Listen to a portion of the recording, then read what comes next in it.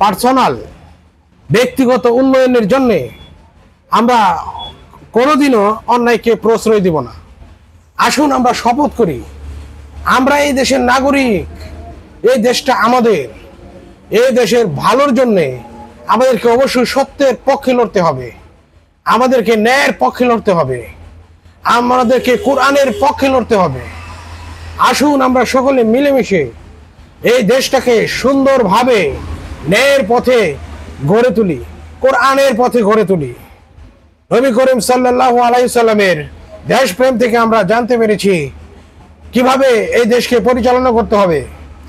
হযরত ওমর রাদিয়াল্লাহু তাআলা আনহু তিনি এই পৃথিবীর অর্ধেকাংশ পরিচালনা করে দেখিয়েছেন আমাদেরকে কিভাবে দেশের নেতৃত্ব দিতে হয়। আমরা সেই সকল নেতৃত্ব দানকারী নেতাদেরকে খুঁজে বের করব, যেই সকল নেতারা নিজেদের উন্নয়ন নয় বরং এই দেশের উন্নয়ন করার জন্য তারা একনিষ্ঠ হয়ে কাজ করবে। আপনারা লক্ষ্য করবেন, গত 5ই আগস্ট 2024 সালের পর আমাদের দেশের অনেক নেতারাই অনেক টাকার মালিক হয়ে গেছেন, কিন্তু কিভাবে? তাদের ছিল না কোনো পদ, ছিল না কোনো চাকরি, ছিল না কোনো ব্যবসা, কোনো কিছুই করতে হয় নাই। 5ই আগস্টের পূর্বে যাদের ঘরে ছিল না চাল, তারাও আজ কোটি কোটি টাকার মালিক। কিভাবে সম্ভব? আমাদেরকে খতিয়ে দেখতে হবে। যারা এই দেশটাকে নিয়ে ছিনিমিনি করবে, আমরা তাদের বিরুদ্ধে সোচ্চার হব, তাদের বিরুদ্ধে, অন্যায়ের বিরুদ্ধে সচেতন হব। আমরা কখনোই মৃত্যুকে ভয় করব না। মানুষ মরণশীল, আমাদের প্রত্যেকের মৃত্যুর স্বাদ গ্রহণ করতে হবেই।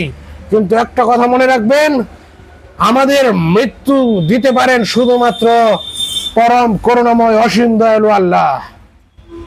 তিনি ব্যতীত কারোরই কোনো ক্ষমতা নেই আমাদেরকে মেরে ফেলার মতো। আর তাই আপনারা আসুন, সকল অন্যায়কে ধুয়ে মুছে পরিষ্কার করে সত্য ও ন্যায়ের পথে আমরা কাজ করব। প্রিয় দেশবাসী, আপনাদের কাছে আমার অনুরোধ, আমরা সকলেই সত্যের পথে অন্যায়কে চাপা দিব। আমরা কেউ আর অন্যায়ের পথে হাঁটব না।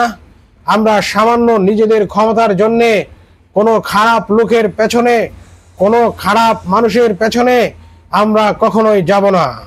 আমরা অবশ্যই সত্য ও ন্যায়ের প্রতীক, যারা সত্য ও ন্যায়ের জন্যে, যারা গরিব দুঃখী মানুষের জন্যে, যারা এই দেশের কল্যাণের জন্যে কাজ করে, আমরা তাদেরকে নির্বাচিত করব। তাদের পিছনে আমরা বলিষ্ঠ ভূমিকা পালন করব, সেই আশা ব্যক্ত করে আমি আমার বক্তব্য এখানে শেষ করছি। ধন্যবাদ সবাইকে।